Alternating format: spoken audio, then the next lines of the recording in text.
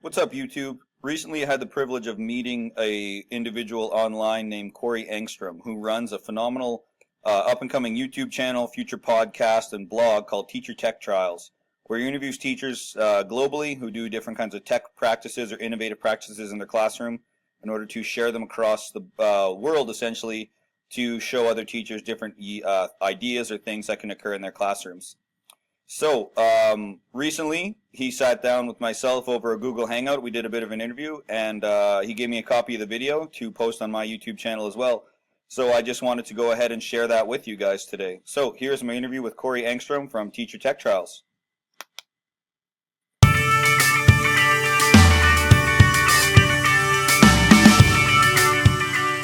Well, hello everyone. My name's Corey Engstrom, and this is Teacher Tech Trials, where I interview educators from around the world, finding out how they creatively use technology to enhance what they're already doing in the classroom. Today I had the opportunity to talk with Scott Herbert. Scott uses gamification in his classroom to help his students have a fun time, stay engaged, and learn more. He uses a few tools and his creativity to turn his classroom routine into an engaging game. As a result, students study harder and look for opportunities to grow so that they can do better in their class.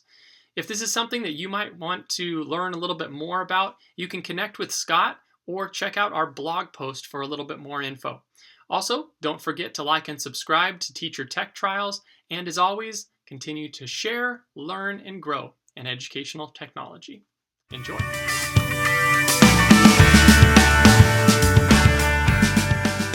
Well, Scott, thank you so much for being here with us. And can we start out with you sharing a little bit about who you are and what you do? Yeah, so my name is Scott Hebert. I'm a teacher. I've been teaching for 7 years. I teach out of Fort Saskatchewan, Alberta, Canada. I teach right now grade 8 sciences and technologies. I'm a phys ed trained teacher, which is kind of where I get my gaming, wanting to move kids around and that kind of thinking. I've also been a phys ed teacher in the past as well. And I'm just really interested in, I think that there's a big kind of engagement crisis in schools, which is kind of what brought me to teaching the way that I teach. Right. Yeah, and we chatted over email a little bit about gamification. Can you tell us a little bit more about that? Yeah, so back in 2013, I had to move schools because we had some bit of a family emergency. So I went from doing kindergarten to grade 4 phys ed, where kids were super engaged with school and loved it, to doing to grade 8 sciences in a completely different community where kids were a lot less enthusiastic about school. So while I was teaching them sciences, I thought I was getting them engaged, but it was too much of me talking and not enough of the kids doing. So I started doing some research, and I came across the concept of gamification, which essentially is applying game elements to non-traditional game settings. So, for example, education, it's pretty big in healthcare, business, marketing. Like, for example, a really classic example is credit cards. Credit cards that have point systems is actually an element of gamification, because you will spend more in order to move these bars up on the websites when you check your point total. So you're like, oh, if I spend just a bit more, then I can get this and unlock these features. Interesting. For kids, actually, Snapchat uses gamification. When you use Snapchat, you can unlock certain features. So if you send a certain amount of snaps using the clock on them, you get a little unlock feature. If you send so many snaps, you get a little unlock. So it's kind of the idea, again, of using those game elements, but in a non-game setting. Interesting parallels. Yeah, so, and with that, can you give us an example of gamification, like maybe a lesson that you would use gamification in? Actually, I redesigned my entire course to be gamified. So on the first day of school, kids come into what I call Scientia Terra, which is just Latin for Science Land, but Science Land sounded kind of boring. And I've transformed my entire classroom into a medieval land, using all kinds of theme and decor. I've taken all furniture out of my classroom because in medieval times that was a luxury, so I make kids earn it. I don't give kids paper or pencils or anything. They have to earn every single thing. They can even earn crafting elements in which to fabricate things for their guilds. So they're put in teams, which I refer to as guilds. All of their work is gamified, so they encounter people that they have to apply the science knowledge in which to solve their problems or help them or defeat monsters or enemies. So I've literally gamified the entire course. So they're progressing to try to stop a monster we refer to as the Minotaur King, who has enslaved me. in the land, and they have to go through 5 different kingdoms, which are the 5 units of science. And as they progress through these 5 different kingdoms, they meet different monsters. They tackle curriculum the same way that I would in any other grade 8 teacher would in my province. Except I just try to make everything more engaging to the kids. So it's almost like a movie or a book. You get really captivated by certain elements or certain characters, and then you in turn don't want to see harm to them. So you work really hard in order to become innovative in your work or the way you design projects, or make sure that you achieve high grades, because then they will survive and things like that. Huh, interesting. And now, you mentioned how it's a whole class theme. Is if a teacher wanted to just use gamification in perhaps a lesson or a certain project, how would you integrate it in that way? Yeah. So when you start gamification, I wouldn't recommend to do what I did for most people, but I'm all about jumping in with 2 feet instead of testing the waters. So I went through the notion to see what it was like for a whole year. A great way to start gamification is, a lot of teachers actually do this already, and it's the notion of starting off like a game as a review. So what I do is I rehash a lot of board games. So I make these game cards, which you can see actually. Side note, for any teachers who want to gamify, I run a website, which is just my name. It's mrhebert.org, and that's Hebert. And I have a whole blog and a tab on gamification, which has a lot of resources and how-tos. And I have a YouTube channel under the tag of Master Hebes, which shows a lot. It's still in progress, but shows a lot about how to do it, just as a heads up for anybody after who'd want to do that. And we'll list that in the post too, so it should be on there. Okay. That'll be good. Perfect. So the idea is you can use a game. So for example, you use Jenga. So Jenga is a really popular one. So you set up a Jenga tower in the center of the room. You ask the kids trivia questions, and as they earn points, they can only access those points to their team total if they successfully pull a block from the tower.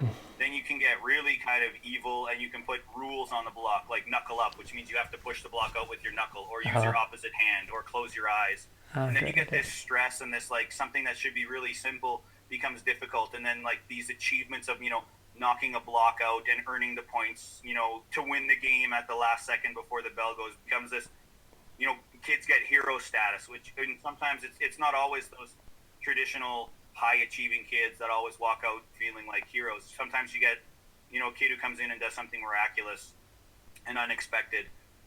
And then you can integrate things like game cards too. So you can make little game cards using different creators online that allow kids to steal questions and stop teams from answering questions or steal points back and forth. And that's a really great way to just integrate review. And I find that when you do these, which I refer to as guild battles, when you do these review games, kids get really hyped up, and then they want to do well in the review, so they study for the review game. And in turn, I do the test the next day, which I refer to as a boss battle, fighting this monster character. And when they do that, they're now prepped 2 or 3 days more in advance than they would normally be without kind of gamification, from my experience. Interesting. And can you reference, do you use a specific site? Do you use Google Drawings for those game cards that you mentioned that the students create? I wrote a blog about this, essentially how to design cards, but if you were to Google Magic Card Creator, Heathstone Creator is another one that I use, or Pokemon Card Creator. You can create these online with online templates where they simply you input an image and you just modify the text, and you get these fantastic looking cards that kids are actually familiar with. Then you just print them on cardstock and cut them out, or laminate them if you'd like, and they become really usable and really durable in the class. So kids tend to really love it because it's this tangible thing. And there's one big misconception with gamification, is that it increases screen time. And screen time is completely representative on what the teacher wants to do in terms of the gamification of their classroom. So you can do online elements, but mine is very much old school, what draws us into games, and that's the tangibility of having these game cards in your hand and sitting with a group of people and making plans and constructing things. So it's actually very minimal on tech. Very cool, very cool. And putting this together, were there any challenges or problems? Time is a big one for how I did it, because I tried to do year long. So over the summer, to prep for the start of September here, I invested about 50 hours of prep time, but that included a lot of cutting and laminating and designing things. And any teachers who get in contact with me, I'm always happy to share resources. I learned from other people and other things, and then modified and took it off my own approach. So I don't mind helping anybody that would ever need some basic resources. Awesome. Some of the challenges is the explanation in the first month. It's such a different way to teach that kids are like, okay, so I can lie, cheat, and steal in your class, and that's okay. And I'm like, yeah, absolutely, as long as it's within the context of the rules. So like kids can make cue cards and all these cheat sheets and stuff, but what they don't realize is that they're working so hard to achieve that by the time they earn this reward, they often don't need its perk because they know the material inside and out because they work so hard in which to achieve this card or whatever that may be. So I see a lot of kids who think they've got this ultimate tool to help them, but they know all the material already because they work so hard in which to achieve and to earn it. Yeah, oh, that's fantastic. Before we sign off, are there any resources or final thoughts that you have for the educational community? Yeah, absolutely. So my own personal stuff is pretty good because what I found is there's not, and that's not to like toot my own horn or anything. It's just I find that there's a lack of like definitive instruction for education because it's still new. So again, that was mrhebert.org, and my YouTube channel is called Master Hebes. So again, both are still in works, but I do have a lot of tutorials that explain different games or elements or what this is. Because some teachers might run into a little challenge of like, oh, you're going to gamify your class. Well, that sounds like it's not going to teach kids something, right? We have this problem in society where if you're playing, you're not learning. And being a phys ed guy, my whole life, that's so far from the truth. Right. There's a fantastic resource, and I actually have it right in front of me here. It's called The Multiplayer Classroom by Lee Sheldon. It is pretty much the gamification Bible. It's about a guy who gamified a university level course who was teaching designing games, and he realized the best way to teach kids how to design a game was to actually have them play a game along in his course. And it talks about the multiple years he did this and the strengths and weaknesses of it and other examples of teachers who have tried it. So it's a fantastic book to start. And I mean, other than that, it's all about creativity. When you give the kids a voice in your classroom, and you give them kind of an opportunity in which to say, hey, what about this or what about this from the experience, it really takes off. So don't be afraid to include kids.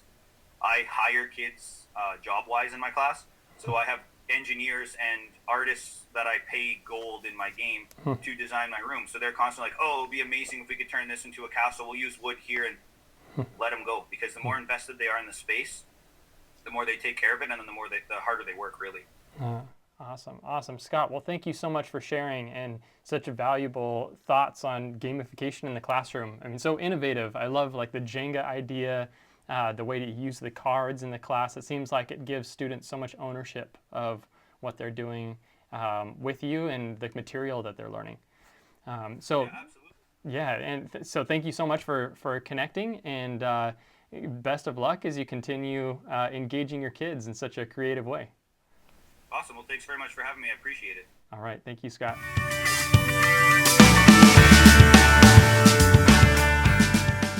All right, so there we have it. So thank you very much to Corey Angstrom from Teacher TechTrials for giving me a bit of time to explain gamification and why I love it and why I'm so passionate about it and how you can all apply it into your classrooms. Hope you enjoyed that interview. Until next time.